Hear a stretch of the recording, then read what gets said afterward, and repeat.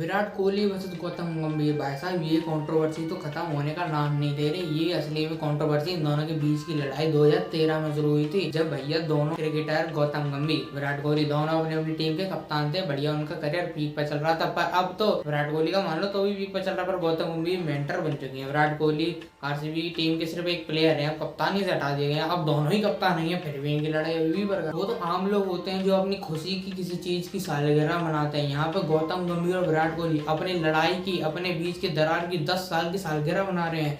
पहली लड़ाई हुई 2013 में, तब दोनों कप्तान थे। अब देखो ना कप्तान में कोई रहा है, फिर भी 10 साल की लड़ाई करेक्ट 2023 में करेक्ट फिर से 2023 में आके फिर से शुरू कर दी। वैसे उन्होंने भी सोचा होगा यार 2013 में पुरानी ऑडियंस थी, क्या पता 2023 में और नई ऑडियंस आ गई हो, क्या पता लखनऊ की अलग ऑडियंस बनी गई हो। उन्हें भी तो थोड़ा माल मसाला देखने के लिए मिलना चाहिए, उन्हें भी तो पता चलना चाहिए क्योंकि विराट कोहली और गौतम गंभीर के बीच में आखिर इतनी लड़ाई क्यों है। अगर उन्हें भी तो मतलब पता चलना चाहिए, इसीलिए 2023 में 10 साल की खुशी में कर दी एक और लड़ाई। और भाई ये लड़ाई किसी और की हो, पर मजे तो असली में रोहित शर्मा और मुंबई इंडियंस टीम ले रही होगी, क्योंकि सबसे ज्यादा खुश तो उसी टाइम पे वही होंगे। क्योंकि 2013 में जब पहली बार इन लोगों की लड़ाई हुई थी, तो उस टाइम पे भी मुंबई इंडियंस के यही हाल थे, ना ही वो सही से मैच जीत रही थी और ना ही क्वालिफाई करने की कोई उम्मीद लग रही थी, पर एकदम से फिर वो मैच जीतने लगे। और वैसे यहाँ पे शुरुआत में मैच बहुत खराब खेल रहे थे, अब देखो कितने अच्छे से कमबैक करने लगे हैं, और मुझे लगता है ये फिर से ट्रॉफी ना ले जाए। तो मोस्ट ऑफ द लोगों को ये मालूम होगा कि ये लड़ाई क्यों चल रही है। 2013 को तो मालूम ही होगा कि क्यों लड़ाई थी, उन्होंने कई बार इंटरव्यूज में आके भी बताया है, पर 2023 वाली लड़ाई कहाँ से शुरू हुई और अगर तुम्हें नहीं मालूम तो मैं तुम्हें बता दूंगी। देखो सबसे पहला मैच हुआ था आरसीबी वर्सेस एलएसजी का, जो कि हुआ था बेंगलुरु में।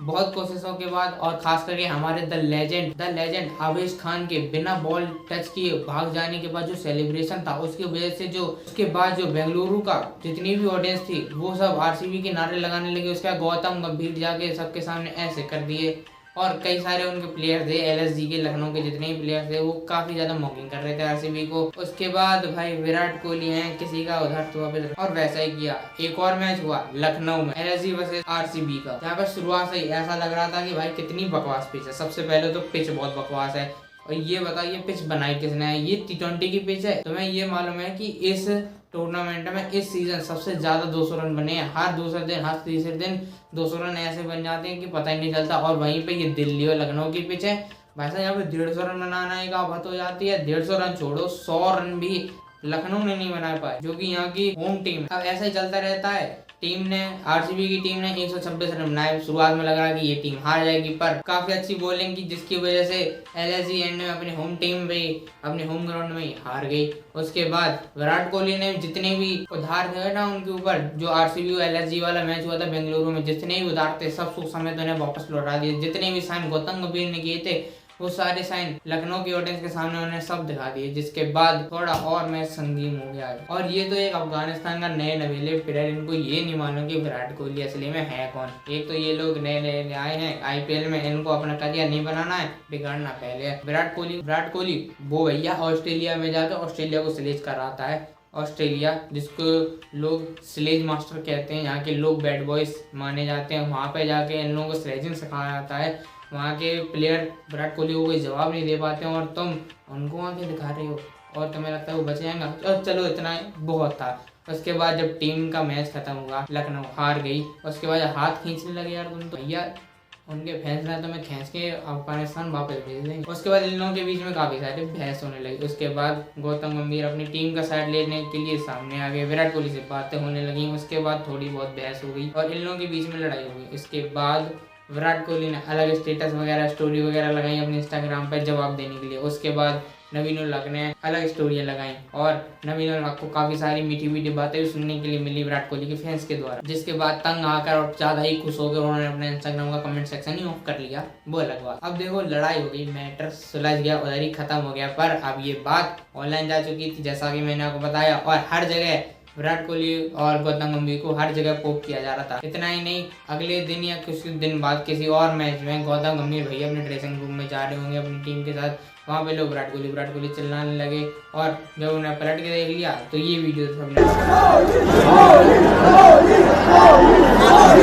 वायरल कर दी। भैया कोई आदमी किसी के नाम में ऐसे चिल्लाओगे बुरा तो लगेगा भैया, उनसे कोई पर्सनल हेट नहीं है, पर फिर भी जब ऐसा टेंस माहौल चल रहा हो उस टाइम पे तुम उनका नाम लेने लगो तो हर कोई खिंचा जाएगा। उसके बाद कहते हो कि देखो देखो गौतम गंभीर विराट कोहली से कितना ज्यादा जलता है। भाई तुम्हारे सामने ऐसे किसी का नाम ले लिया जाए तो तुम नहीं जेलस नहीं है। अगर जेलस होता तो भाई एक बार जाके उनकी हिस्ट्री देख लेना। 2009 में सबसे पहला जब शतक विराट कोहली ने मारा था तो गौतम गंभीर ने अपना man of the match award उन्हें दे दिया। इतना सपोर्ट तो सारा तेंदुलकर शुभमन गिल को नहीं करती जितना आज तक गंभीर ने विराट कोहली को किया है। नहीं मालूम तो जाके मीडिया में पूछा ना, जब पाकिस्तान के सामने विराट कोहली की कितनी अच्छी तारीफ की थी, पाकिस्तान मीडिया को कैसे धोया था। अब चल इतना सा तो ठीक था कि हाँ उनके फैंस इधर उधर से लड़ाई कर रहे हैं, पर ये बीच में रजत शर्मा कहाँ से टपक आए। उस दिन जब मैच हुआ तो रजत शर्मा बेपल्लब में अपनी टिप्पणी देने के लिए लग गए। और भाई मीडिया का काम होता है कि दोनों तरफ की बातें सुन के अपने ओपिनियन रखना। ये वन साइडेड ओपिनियन क्या होता है। गौतम गंभीर विराट कोहली की लोकप्रियता से, उनकी सफलता से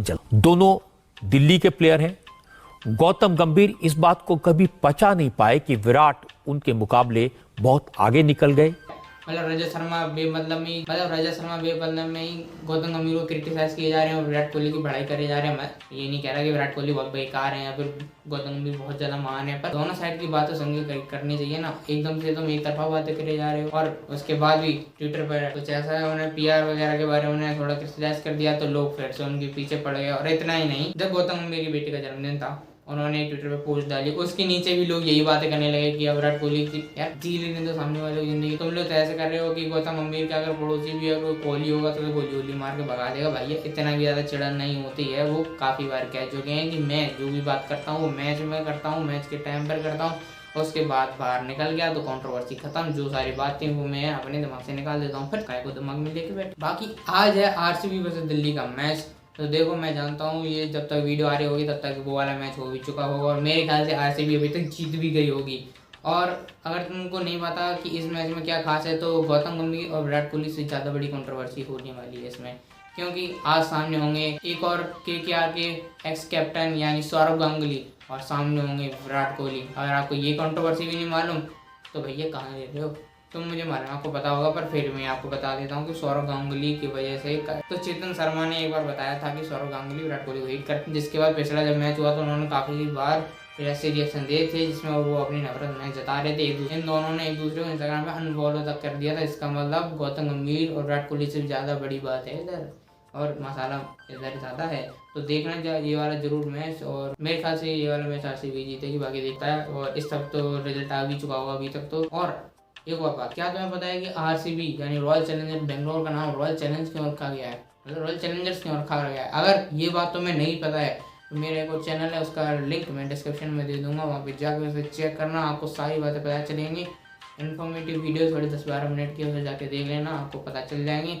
अगर अच्छा लगे तो इस चैनल को सब्सक्राइब कर लेना, वीडियो वगैरह को भी लाइक कर देना। बाकी इस वीडियो के लिए मिलते हैं ऐसे और वीडियो में। देखो कुछ दिनों अच्छी सी एक्सपोज वीडियो आने वाली है किसी अच्छे यूट्यूबर के ऊपर, तो भी देखना और चैनल को सब्सक्राइब करें, बेल आइकन बजा के सबको रख दो।